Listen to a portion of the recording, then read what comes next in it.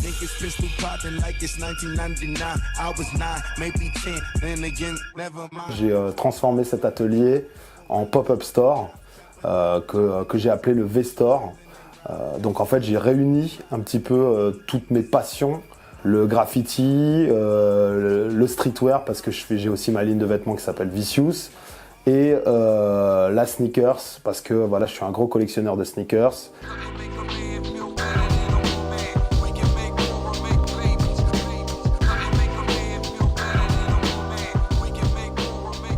C'est un projet de custom gravé au laser, donc sur le thème de Wu-Tang, la UF1, donc tu vois là il y a Old Dirty,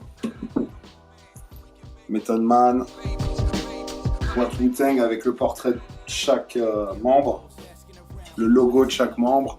C'est la deuxième création au laser, en fait ça permet de... C'est un prétexte pour faire des illustrations et customiser des objets avec la méthode de la gravure laser, qui est un super outil.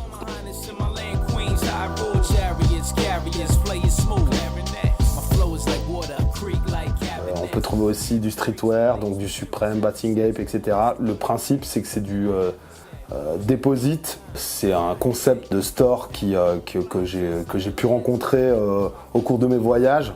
Quand j'étais au Japon, par exemple, j'ai découvert ça, ou en Asie, ou à New York avec des magasins comme Flight Club ou Unique Hype.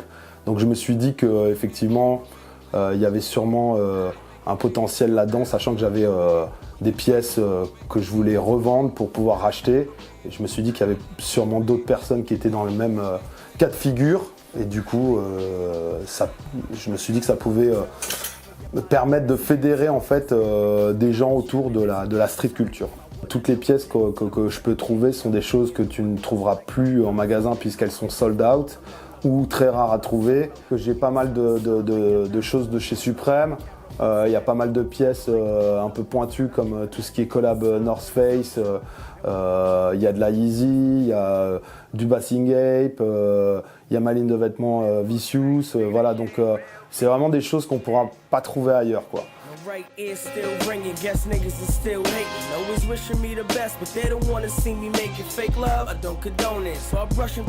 Tout ce qui est aussi la partie custom, c'est-à-dire que j'ai fait intervenir des gens comme Wise, Stom, Jupe de Downtown sur un custom de jacket en jean, un petit peu dans la tradition des jackets de graffeurs des années 80 à New York. Pour moi, je considère que le streetwear est devenu presque une discipline à part entière du hip-hop, qui est dans le même esprit que le sampling dans la musique. C'est-à-dire que derrière chaque vêtement, il y a une histoire, il y a toujours une inspiration, il y a toujours un hommage à un groupe de rock, à un groupe hip-hop, à un vêtement porté, un classique, si tu veux, du streetwear. North Face, c'est une marque portée par les New-Yorkais dans les quartiers. Nous, on n'a pas forcément voilà, les mêmes codes, mais ça nous permet de comprendre qu'effectivement, eux portent ça et que c'est une sorte d'uniforme du ghetto, entre guillemets, tu vois.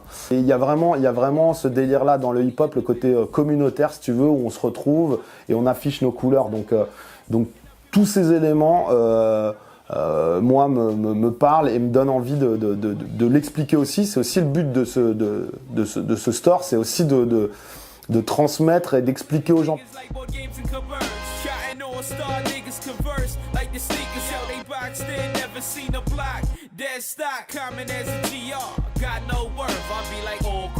I think they better go soul search.